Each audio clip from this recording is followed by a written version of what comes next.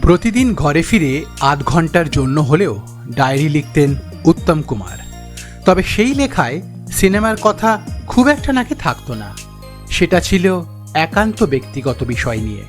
একটা পত্রিকার সাক্ষাৎকারে সেই ডায়েরির কথা নিজেই উল্লেখ করেছিলেন মহানায়ক।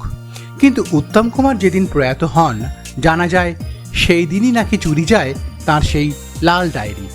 তারপর কি ঘটেছিল বলবো। নমস্কার, আমি দেবরাজ, আর আপনারা দেখছেন আপনাদের প্রিয় নিম্বু পানি বাংলা। উত্তম কুমারের জীবন বরাবরই রহস্যময়। তার কেরিয়ার, স্ট্রাগল, সুপ্রিয়া দেবীর সঙ্গে দাম্পত্য, ভবানীপুরের বাড়ি থেকে স্ত্রী গৌরী দেবীকে ছেড়ে ময়রা স্ট্রিটে চলে আসার নানা গল্প ও গসিপ বিভিন্ন পত্রপত্রিকায় জায়গা পেলেও উত্তম কুমার কিন্তু নিজের জীবনকে পর্দার আড়ালেই রাখতে বারবার চাইতেন।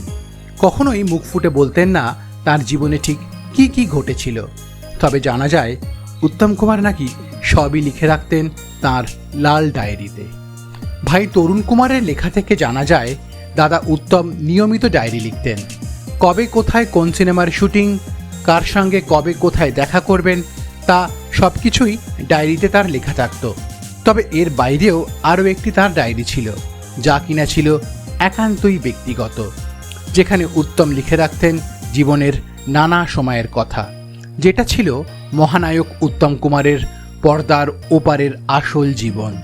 আর এই চাপা কষ্ট থেকেই 1960 সালে তিনি নিজের জীবনের এক অজানা সত্য লিখতে শুরু করলেন।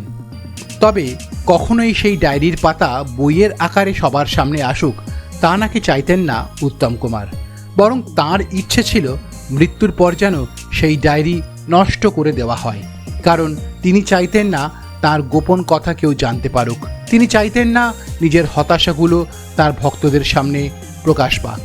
তবে 1960 সালে তিনি আত্মজীবনী লেখা শুরু করেন হারানো দিনগুলো মোর নামে।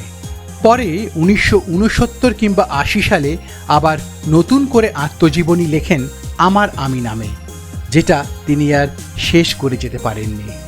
তবে মহানায়কের জীবনের সবচেয়ে বড় ট্র্যাজেডি নেমে এসেছিল তার মৃত্যুর সেই অভিশপ্ত দিনে, যেদিন বাঙালির প্রাণের রাজা চিরতরে চোখ বুজলেন।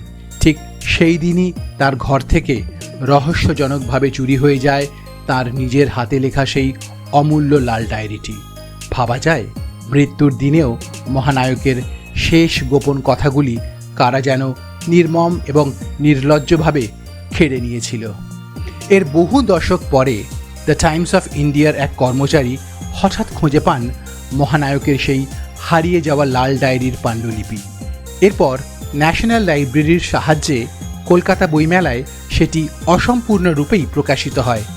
মহানায়কের সেই অপূর্ণ ডায়েরি আজও আমাদের মনে করিয়ে দেয় পর্দার রাজকীয় জাদুর আড়ালে লুকিয়ে থাকা এক তীব্র আবেগী ও নিঃসঙ্গ মানুষের করুণ বাস্তব। কেমন লাগলো আমাদের এই প্রতিবেদন? ভালো লাগলে অবশ্যই শেয়ার করুন। আর বাংলা সিনেমার স্বর্ণযুগের এরকম আরও অজানা গল্প শুনতে হলে অবশ্যই সাবস্ক্রাইব করুন নিম্বু পানি বাংলা। খবরের একঘেয়েমি কাটায়।